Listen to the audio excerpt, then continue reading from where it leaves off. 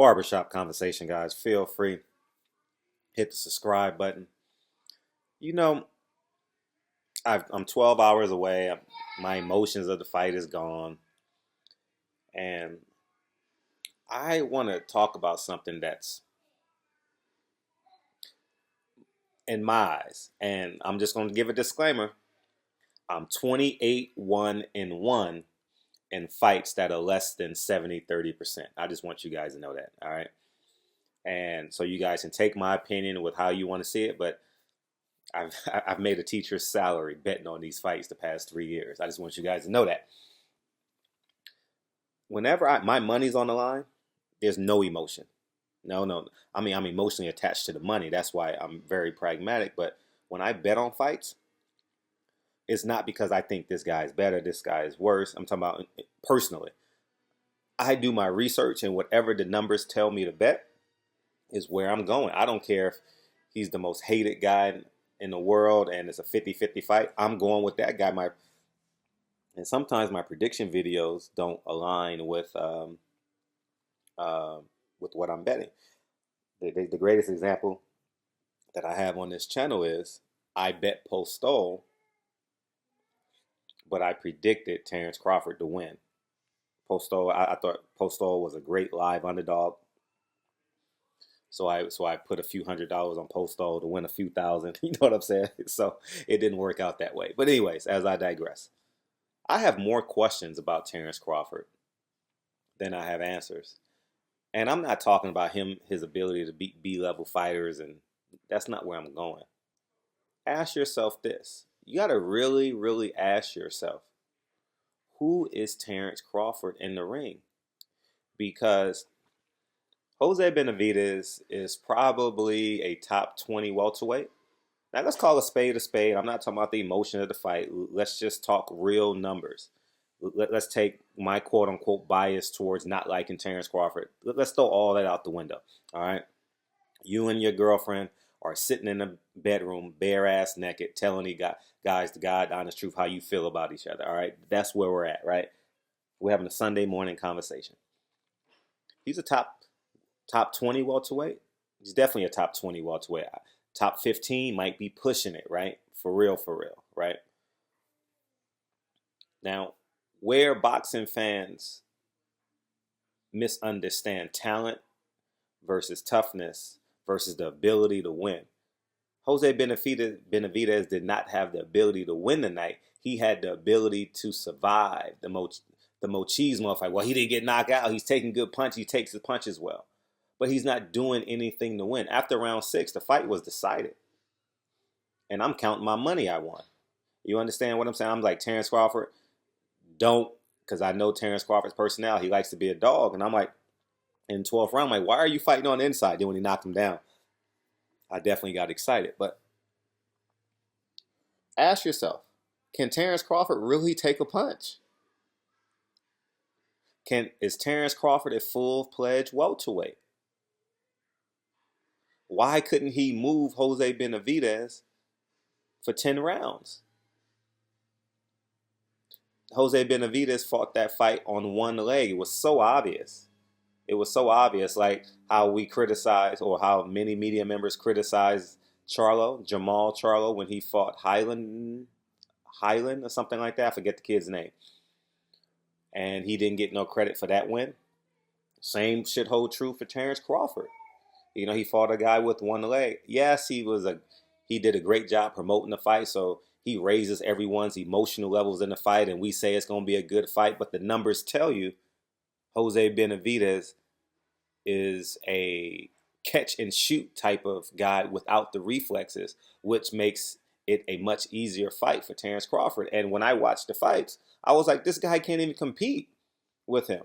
You understand? Like, they say he's not a counter puncher when he's, in my greatest guesstimation, was proved to be right, when he's fighting a guy who's athletic and has fast twitch muscle fibers like Terrence Crawford. He's not a counter puncher. He's a catch and shoot guy. That's not counter punching. I need you guys to understand that. That's not counter punch. That's waiting till the guy is done. And that's what he showed last night. He waited till Terrence Crawford was done. And for the most part, he countered him at some point. When he punched, you know. But when I move, he moved, just like that, you know. But I woke up this morning. I haven't watched no one's videos, but I'm doing I'm getting the kids ready. I'm doing what I'm doing. I'm doing the laundry. I'm preparing my Sunday day. You know what I mean? Did my workout, and I'm thinking like Terrence Crawford got clipped 5 or 6 times in that fight with no follow up. Jose Benavidez didn't have the positioning with his feet and didn't have the fast twitch muscle fibers to counter, because he was countering from such distance. He never closed the distance. He didn't have the confidence to close the distance because of his leg. He knew his leg. He knew who he was as a fighter. He didn't accept it, but he knew who he was as a fighter. And so he could never throw that two that followed the one that kind of froze or staggered Terrence Crawford. You understand? And I wanted to now, I'm not just replacing Errol Spence as I debrief. I'm replacing him with Terrence Crawford.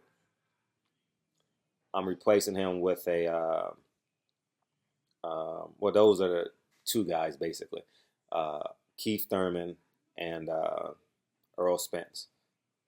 And I'm thinking, and now that I'm not emotional about it, can Terrence Crawford beat Keith Thurman? And I'm talking about this 2017 version of Keith Thurman. I don't know who he is now, but I was thinking, you got to ask yourself, is Terrence Crawford smokes and mirrors, as Errol Spence would say? Hey, I don't see. I see a level fighter, yes, but he couldn't emotionally bully Jose Benavidez yesterday. That thugness, that toughness. Terrence, like when he got clipped at the end of a round, he pretended like he won the round when he knew he got clipped. I don't know. I think that was round 3 or round 4. So it had to be the first 4 or 5 rounds, because after that, Jose Benavidez was not physically able to fight. But who really is Terrence Crawford? He's not the boogeyman anymore. He walked in the ring at 145.4 pounds yesterday. He's not going to be stronger than these welterweights. He has difficulty with pressure because it wasn't evident, but he has a fatal flaw when he's fighting with pressure. He stops or slows down when he goes to a corner. Watch the whole 12 rounds. That's a fatal flaw, because against a southpaw like Errol Spence, he's going to put his right foot over Terrence Crawford's left foot, and he's going to get stuck. I mean, you guys would have to spar to fully understand. Some of you, I know many of you guys have sparred or will spar, but you guys got to fully understand what goes on in the ring for the first 3 or 4 rounds. Terrence Crawford will get cut off at some point in a fight with a Keith Thurman or an Errol Spence, and will have to exchange. Terrence Crawford will land, but at what cost? At what expense? Can his body physically hold up to a welterweight coming down from 180? You got to ask yourself these questions. You understand? Can he go southpaw for 12 rounds? That's a tall task to do, man. And I'm just sitting here like, I'm not questioning his talent. Like, I know he's an A-level talent. I'm not talking about him beating everyone else. I'm talking about the guy who I thought Terrence Crawford was, the pound for pound best guy. He's not the pound for pound best guy at 147. No, he might be the 3rd best welterweight at 147. You know what I'm saying? So, I mean, assuming we don't know who Keith Thurman is. Nobody knows. I don't know. Haven't spoken to the guy, interviewed the guy since February. Not spoken to him like I know him, but I haven't interviewed the guy since February, since Danny Garcia and Brandon Rios. So, but I'm real interested, just like y'all. Now, you also got to understand Top Rank. We're gonna see how Top Rank moves. I mean, from the bottom to the top, they don't unify their belts. And I think I need to do a video on this because um, people are saying they're getting upset. Bob Arum is doing AYZ. Bob Arum doesn't do anything because you also got to take into account Lomachenko's been champion for how long and hasn't unified.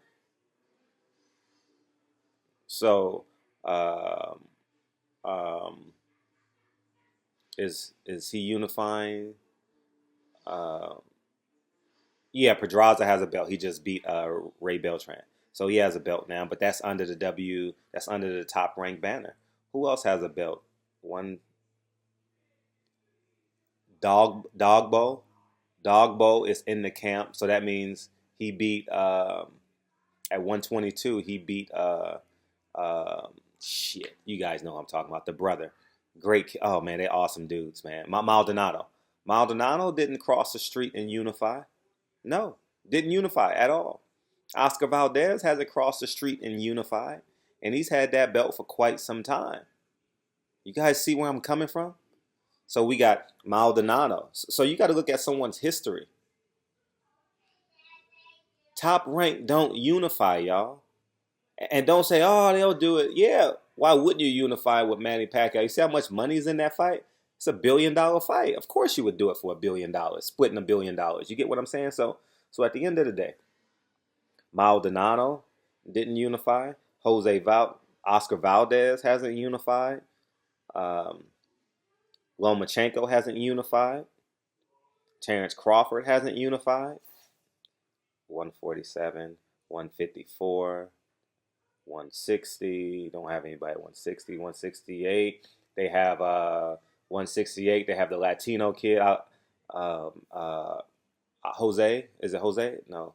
His last name is Ramirez. He hasn't unified with Ramirez.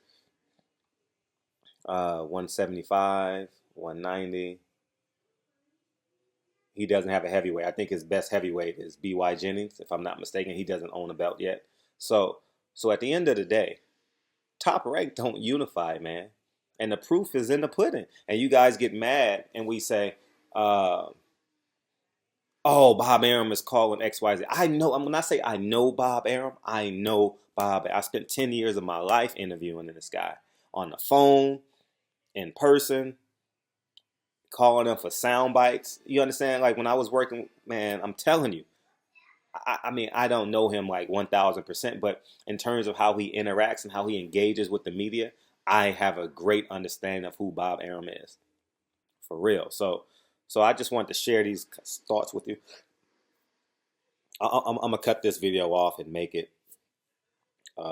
its own video. So, but yeah, man, Terrence Crawford. Terrence Crawford, man. He got a lot of answers. He got a lot of questions he needs to answer. And he needs to fight somebody. Don't fall in love. See, I don't see. Here's what y'all do, and I'm using y'all intentionally. Everyone that's not me. All right, y'all fall in love with what goes on outside the ring.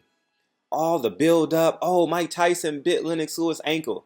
Oh, it's gonna build up Terrence. I mean, if I'm breaking down that fight,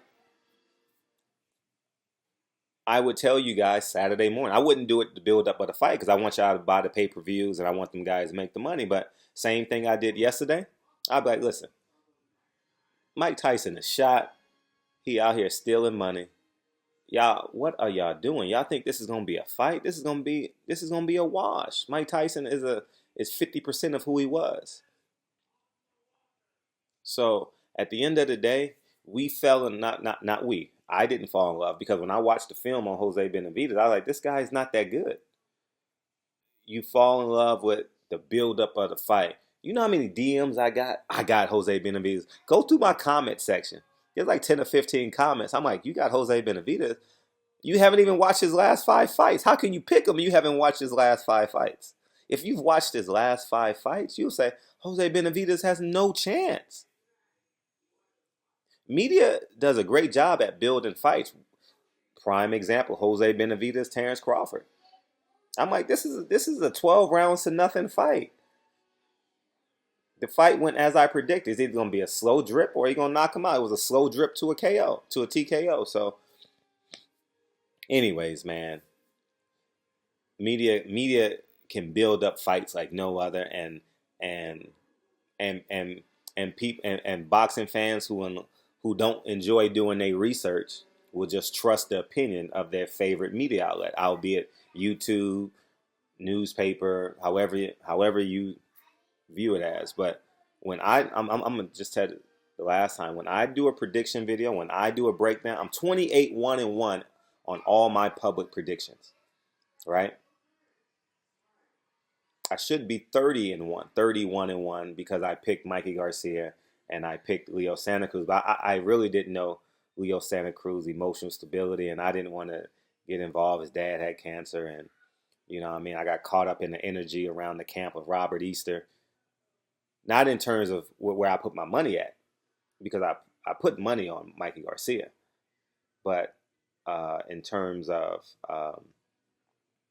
just didn't want to mess up the momentum, so I just laid silent and didn't say anything. And y'all naturally got mad at me for that. But anyways, if you go to my gym, they're short a few $100s because I bet on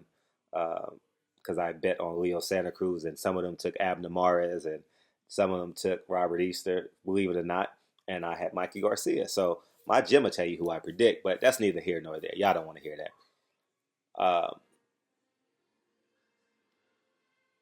Do your homework, man. Media, and I'm not saying I don't do this either. I build up fights too. I do my job in it. But when I go to that, when I PayPal my boy my money, my teammate from Vegas, I'm like, hey, I need you to put $2,000 on Terrence Crawford.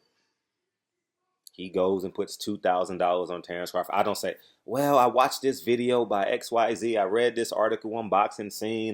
No, no, no, no, no. I watched the last 5 fights of every opponent on mute. I don't listen to no commentary. I don't want them. It's my interpretation is the only thing that matters when I watch the last 5 fights. And you guys don't say, well, the proof is in the pudding. I'm 28-1-1 on my prediction videos. And I was robbed with the Devin Alexander, Andre Berto. It was either a draw or Devin Alexander won. You guys know it. I should be 28-0-2. That's what the fuck I should be. But anyways, man, barbershop conversations, man. Feel free to subscribe button. So if y'all want to win some money, if y'all want a no nonsense, all practical guy when it comes to money, when it comes to predictions, I'm the guy. If you guys want, emotional barrages, and I ain't doing no emotional barrages on the fighter. My money is always common sense. So anyways, man. And, truth be told, I bet the KO. I bet the KO on Andre Ward. I just thought about it. I bet the KO on Andre Ward, Sergey Kovalev. I did. I bet my trainer in the gym. He never paid me because he said, "Oh, you said KO, not TKO." He did running that BS. But anyways, I'm giving myself more credit. I'm patting myself on the back. Barbershop conversations, man. Feel free to subscribe. But man, y'all at the end of the day, man, have an awesome day. Whether you're going to church or going to the beach with your family, man. Have a great Sunday. Love your family. Love your friends. Enjoy what you do. Always Sunday is like a new day for me because I don't watch the NFL this season. But I'll figure something out what I'm gonna do. Maybe I'll drop 35 videos for y'all. Barbershop conversations. Truly appreciate y'all. I'll holla. Thank you.